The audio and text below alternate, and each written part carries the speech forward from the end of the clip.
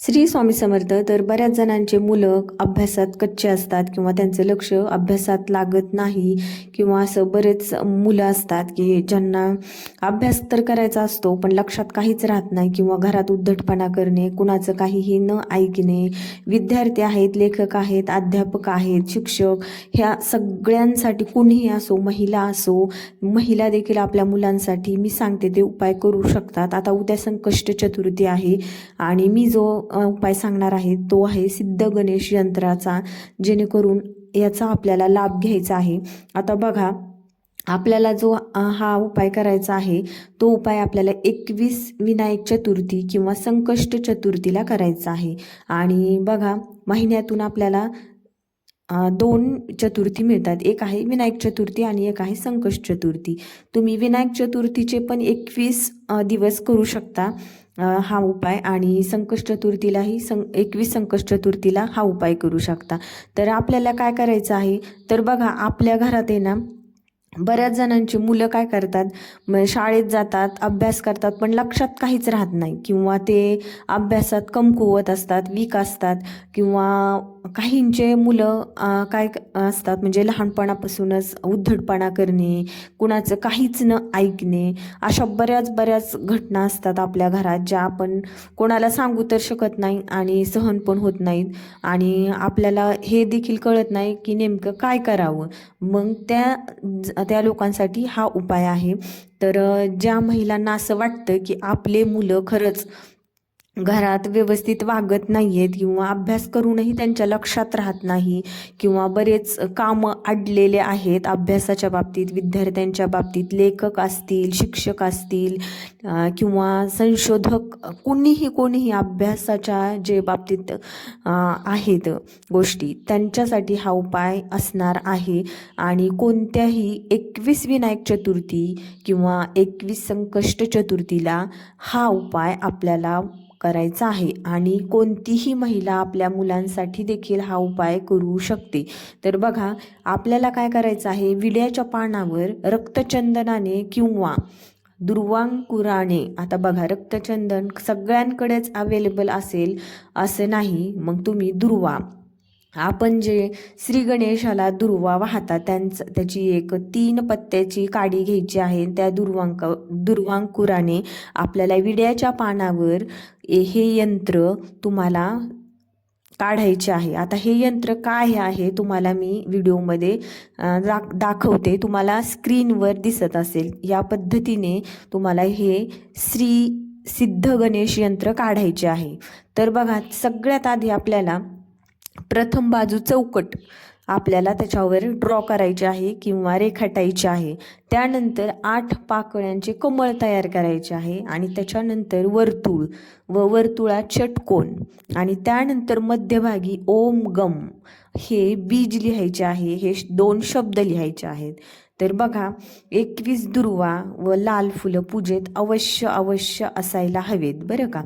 त्यानंतर हळद, कुंकू, शेंदूर हे सुगंधी पदार्थ, म्हणजेच हळद, कुंकू, शेंदूर ह्या गोष्टी पूजेत व्हायच्या आहेत. आपल्याला धूप दीप दाखवायचा आहे.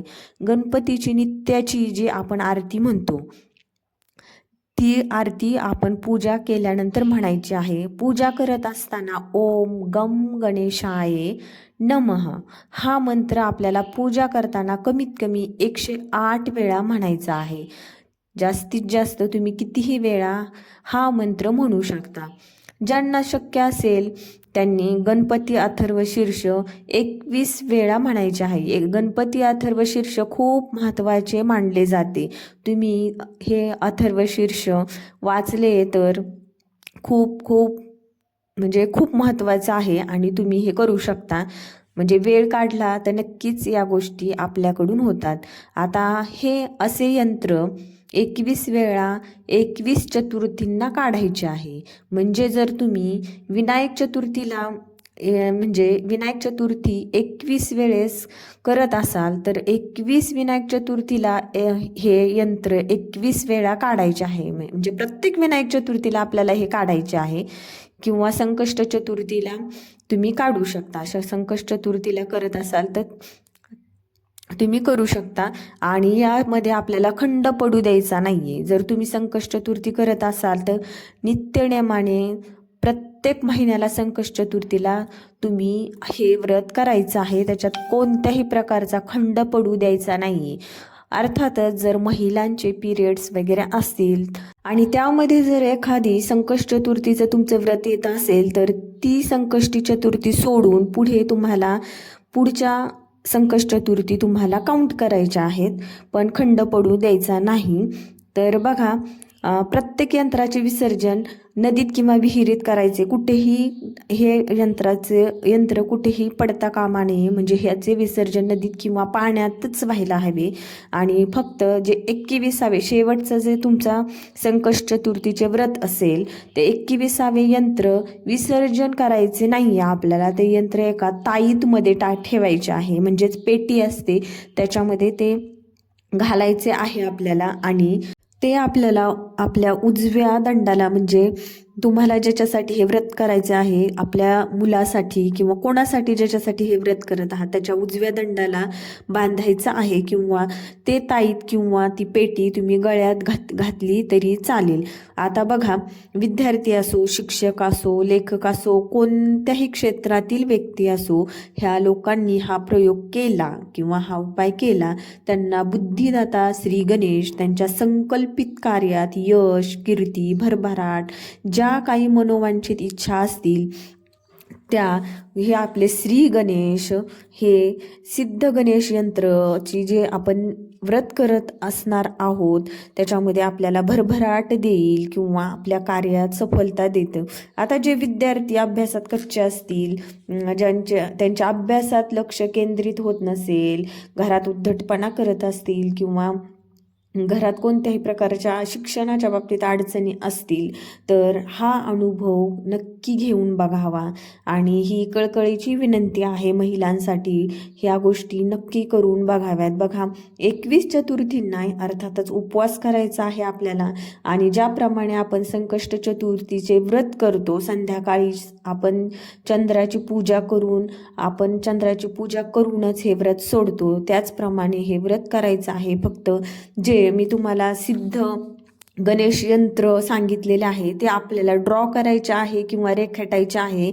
आणि हे आपल्याला विड्याच्या पानावर दुर्वांकुरानेच आपल्याला रेखाटायचे आहे हे यंत्र, हे विसरू नका. आणि याची पूड करून किंवा ते फोल्ड करून आपल्याला एका पेटीत ठेवायचे आहे आणि ते गळ्यात किंवा दंडाला बांधायचे आहे.